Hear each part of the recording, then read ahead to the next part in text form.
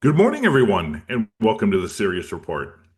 Well, Paul, it appears everybody knows the way to appease Trump is to offer him an opportunity to both make money and make a deal. And word is the Russians might be making him an offer he can't refuse with respect to gas, Europe, and NordStream. Yeah, absolutely. And there's been, to be honest, a lot of hints about this where statements were made in the past. Now, let's go back a little bit and tie this in with discussions that happened in Alaska between Trump and Putin. And one of the big talking points where there was actually some broad agreement and potential for significant rapprochement between the Russians and the United States. And that relates to energy and related to the Russian Far East and also, of course, the Arctic region. And why would that be of interest to the United States? Well, as we said only yesterday, the US desperately needs access to energy resources because the US is in no position to satisfy long-term uh, export uh, to exports of LNG to other countries because, of course, US shale gas in this case is in decline. And therefore, this is also why the United States is eyeing up other countries and trying to sign deals with respect to commodities, resources. The other thing, of course, for the United States is that they can have access to the Northern Sea route potentially because Russia wants to have the capability to have a permanent 365-day-year access through the Northern Sea route, which of course goes over the northern coast of Russia. So, on the basis that there might be potential in the future for the United States to strike deals with the Russians in obviously the Arctic and also the Russian Far East. With that in mind, we should recall the fact that several months ago, there was a statement made, and I think it was Trump, and people kind of dismissed it or thought, oh, it was just Trump being Trump making a throwaway comment. We shouldn't take it too seriously, but turns out it's one of those situations where people should take it seriously because he talked about wanting to have ownership of Nord Stream pipelines. Now, people immediately, anyone who was paying attention to that is and believed there was some mileage in it, looked at that and went, well, that doesn't make any sense because it's owned by the Europeans, it's owned by the Russians in a conglomerate. Uh, the pipelines are blown up, and why is the United States going to want to buy a pipeline and not do anything with it effectively? Well, clearly, the United States would want to buy a pipeline. They would want to fix those pipelines so you would have Nord Stream 1 and Nord Stream 2 operational. Half of Nord Stream 2 is operational, so it just needs switching on. The other obviously needs remedial work, and obviously we'd have to have a better understanding of what repairs need to be made given how long it's been out of commission and no one's fixed it. But anyway, setting that aside, that's just a remedial job that would take as long as it takes. Someone would have to foot the bill.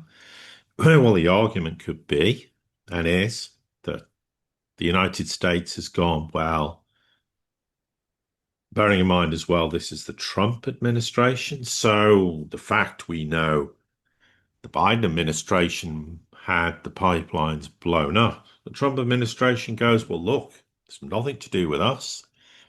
And the whole story will get buried anyway. And isn't it rather interesting recently that those who are deemed to be responsible for blowing up Nord Stream are now the Ukrainians? And people can go and investigate that story. I'm not going to get into that in great detail, but the blame's being pinned on the Ukrainians for this. I mean, is this all a coincidence? I absolutely think not. So the US can walk away from this and go, nothing to do with us. But we've got an idea. We'll pay to have the pipelines fixed and repaired. And therefore, those pipelines would then become operational. So the question, therefore, on that basis is, excuse me, what happens next? Because if Russia was to pipe Russian gas through those pipelines, the argument could be, well, the United States will charge transit fees because they own the pipelines. But then the issue would be, and it would stick in the throat of the Europeans, well, apparently it's sanctioned. We can't actually buy Russian gas pumped through NordStream, even though we desperately need it, and it's the only way to save our failing economies. And it's not even a guarantee, but here's the solution. What you do is, at the point of entry of those pipelines, the Russian gas is sold to the Americans. It then becomes American-owned gas. The Americans can charge the transit fees and put a premium, whatever they like. Russia doesn't care because they get the money for the pipeline based on what the contractual obligations would have been with the Europeans. And they then sell it at a premium. And when it gets out at the other end of the pipeline, it is then the Europeans, the Germans, etc., buying US gas, circumvents all the sanctions, all the political embarrassment. Oh, we can't buy Russian energy. No, you're not buying it. You're buying US energy. And of course, in the process of doing this, the US makes a nice profit. So Trump's very happy because it's a deal and he's made some money. And the Europeans, again, then be at the behest of the United States. So it suits the United States to have Europe on the leash, so to speak. But also in the process, this comes back to the fact that the United States will struggle to be able to provide the energy it would have done to Europe because of issues with shale gas reserves in the US. Well, this means the United States can have both pipelines switched on and be, excuse me, shipping 110 billion cubic meters a year of US gas to Europe. Everyone wins. Great deal for the Russians, great deal for the Americans. And the US, of course, then is also dependent on the Russians because if the Russians don't like what the Americans are doing, they can just switch the energy off and say, sorry, you're not having it. And on that basis. So everyone can win. The Europeans can win and not lose face. The Americans get a great deal. The Russians get the gas switch back on and they're very happy. So what a great deal. And, you know, Trump will love this because he can then go and say, look, for a very cheap price, we've repaired the pipelines and now we, the Americans, are going to have a deal in place for decades to come, shipping US gas to the Europeans. Very clever indeed. Yeah, and God, when you start thinking about this and you start looking at it, not just from the political standpoint, but from the geopolitical standpoint, there are a ton of different potentials that could come from something like this. And this is why it shouldn't be, discounted by those who, have this, oh, anti-Russia, anti-Trump. Let that aside for the moment. Let's take a look.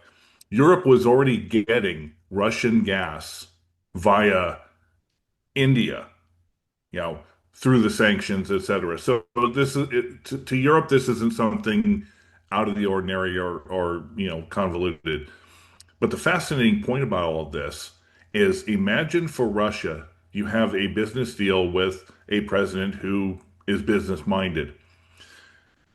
Having the United States control over the pipeline, buying Russian gas, but of course, officially, it would be now American gas. That would also put a leash on European warmongering to think that Russia wants to attack Europe. Because no, there is the United States now in the middle of this that has a stake in ensuring peace between the EU, the European continent, and Russia, which would probably placate and both sides of the coin. Then you have, in regards to Trump, think about this. From what is coming out regarding this secret, not so secret talks between Exxon and Rosneft, to get that, Exxon apparently is giving Trump a five, or at least the U.S. government, a 5% stake in this, similar to what has happened with the CHIPS Act, that money was given to Intel, and Trump wants his share of that. Now that $10 billion, that stake in there, 10% stake, is going to provide profit to the U.S. government. This seems to be the new Trump model in regards to how the government works with corporations and does business dealings. So you already have in the works potentially the Exxon Rosneft. Then now, if you've got the NordStream, where they're going to get profit on that, that's going to benefit the U.S. government. Then what's going to happen when you come to the Arctic? What's going to happen, the potential when you have future deals between U.S. and Russia? Now, all of a sudden, as you pointed out, Europe's warmongering is going to be fall on deaf ears because neither Russia nor the United States are even going to bother with it at all. It's a yapping chihuahua. So the one thing that you point out at the very beginning, I just wanted to make a point here, is that Trump didn't necessarily come up with this idea. It was actually in late 2024 from one of his campaign donors, a billionaire investor, proposing the purchase of that. And Trump then made some small comments, but nothing real major. But I could almost guarantee that has been on his mind in some capacity. And maybe he hasn't had the ability to move forward with it until after the Alaska summit. Yeah, it's entirely possible. There are a couple of points with regards to what you've said, Ken. If the United States owns the pipeline, who's going to blow it up again? Well, that's no one is going to blow it up again. The other thing is that if the United States is looking at the Russian model and the Chinese model going, well, if you have state-owned enterprises or a stake in it, this can be very profitable for us. So maybe this is an avenue we can explore going forward. Now, does that mean that all these deals will come to fruition? Not necessarily, but because there has to be proper rapprochement between the Russians and the United States, which we're not anywhere near that point in time, but that could happen relatively quickly and maybe a lot sooner than people perceive it to be. So there are a lot of positive reasons why this could work. And also, remember this deal, which is yet to be ratified between the Europeans and the United States. Was talk Europe's going to buy lots of energy from the Americans. Well, yes, they will, but it'll be Russian energy rebadged as US energy and then sold to the Europeans. Again, deals can be struck. Words don't necessarily always convey what the deal will be. Europe desperately needs cheap Russian energy, but it won't want to do it conventionally. So this is a way, even though it's absolutely ludicrous and everyone knows it's Russian energy, but they're buying US energy, so everyone's happy. So this is another reason for the United States really to seemingly want to extract every last ounce of profit out of money it can get out of Europe, which is the whole point of this US European deal. And ultimately, the question's going to be how long will it be before NATO completely crumbles and falls apart and ceases to have any relevance inside Europe, that's a whole separate subject. It's a complex one, but it's certainly something that has validity in the argument of if you have huge rapprochement between the Russians and the US, and there's a lot of trade deals with enormous big real sums of money attached to it, not all this kind of fake deals with the random number generator, this becomes, well, we're going to sign a 30-year deal to get US gas shipped to the Europeans. How much is that going to be worth? Huge sums of money. So Trump can sit there and go, I've just signed hundreds of billions of dollars deal with the Europeans to sell gas. And he will sell it like that. As we promised in the meeting I had with von der Leyen in Scotland, of all places. So you can see how all these pieces of that puzzle are coming together. But one of the big problems with this is the Ukraine war has to be resolved. And it has to be resolved in quickly, and it has to be resolved in a way that is going to not lead to another war in 2, 3, 4, 5 years later. So that has to be factored into this thinking. But when the US can see dollar, your ruble, euros, pound, God knows what currency sign signals, then Trump wants it. It's good for America anyway. And therefore, on that basis, it can be something that will drive policy decisions and make the Ukraine war end a lot sooner. And the US won't care. It'll go give Russia everything they want because it doesn't affect us. We don't. We actually benefit once the deal's in place because then we can start signing deals to exploit the Arctic, exploit the Russian Far East, fix NordStream and sell the Europeans the energy they desperately need.